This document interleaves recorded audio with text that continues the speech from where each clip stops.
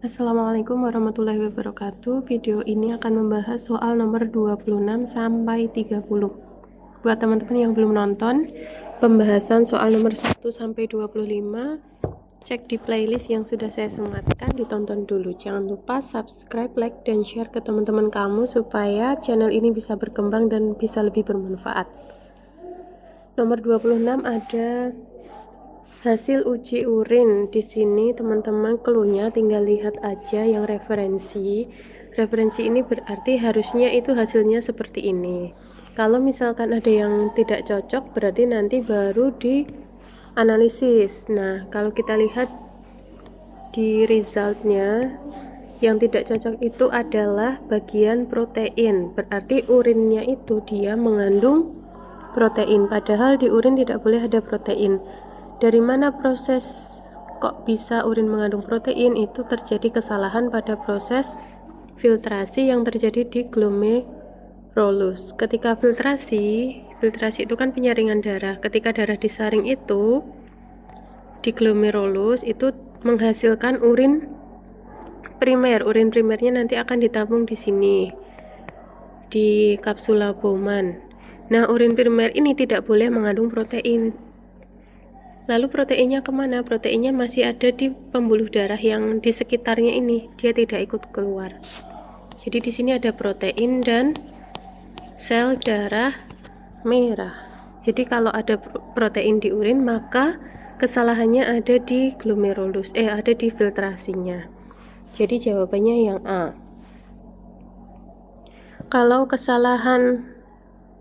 Kalau urinnya mengandung glukosa, kesalahannya ada di mana? Kesalahannya ada di proses reabsorpsi. Reabsorpsi itu ada di TKP dan juga lengkung Henle. Karena di sini menghasilkan urin sekunder, ini sudah tidak boleh mengandung glukosa lagi. Kita lanjut ke soal nomor 27. Di sini ada organ reproduksi laki-laki.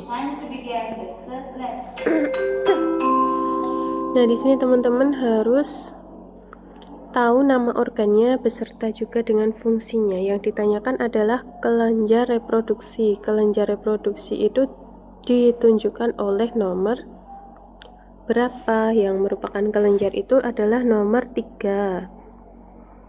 3 itu vesicula seminalis. Dia kelenjar yang menghasilkan cairan kaya dengan gula. Kemudian selain itu ada di nomor 4. Nomor 4 itu adalah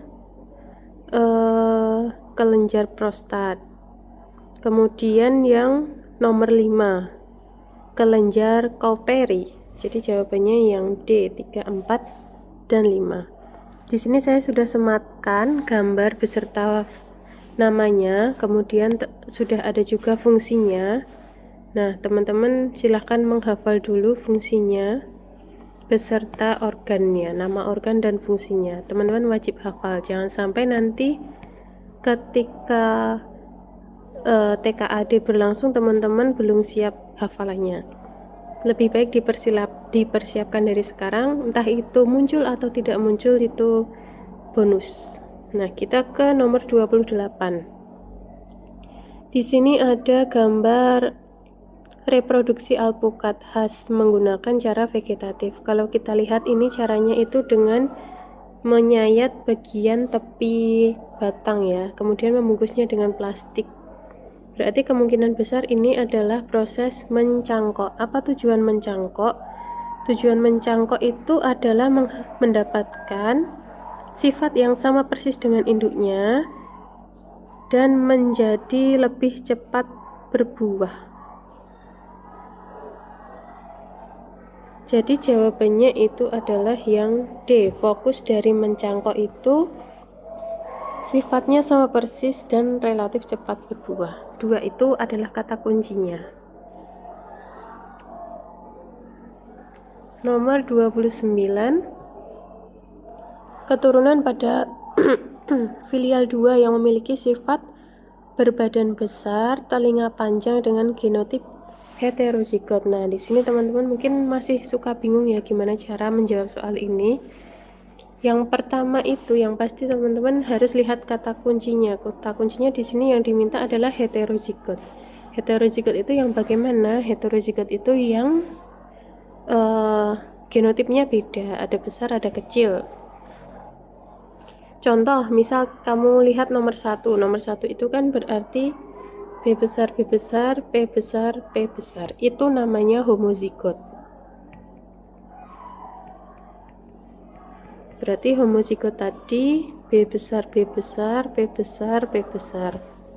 Homozigot yang lain ada B kecil, P kecil, P kecil, P kecil. Ini juga homozigot. Nah, kalau yang heterozigot berarti hetero itu kan heterogen, berbeda. Berarti nanti kamu cari yang B besar, B kecil, P besar, P kecil. Nah, itu ada di nomor berapa saja? Ada di nomor 13, 10, 7, dan 4. Jadi jawabannya adalah yang B. Sebenarnya ini cukup gampang, tapi teman-teman memang harus effort dulu di mencari kata kunci yang diminta.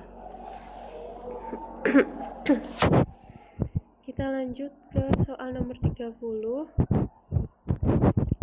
Di sini ada proses fermentasi roti. Cara yang pertama dibuka, kemudian dikasih ragi dan menghasilkan adonan roti yang kalau ditekan dia agak keras. Cara kedua dengan cara ditutup menggunakan plastik setelah diberi ragi.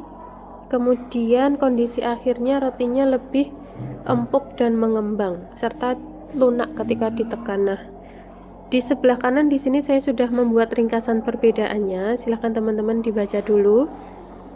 Di situ ada kondisi aerob dan kondisi anaerob.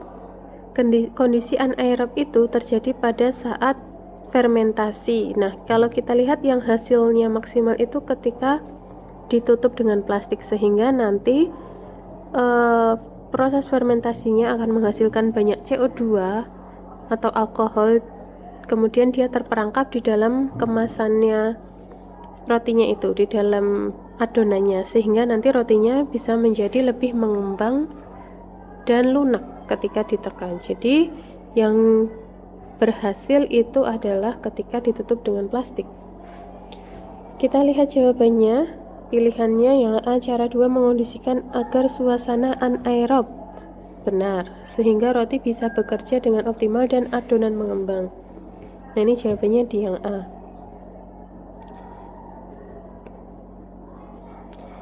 Yang C, adonan pada cara 1 dalam kondisi anaerob. Salah.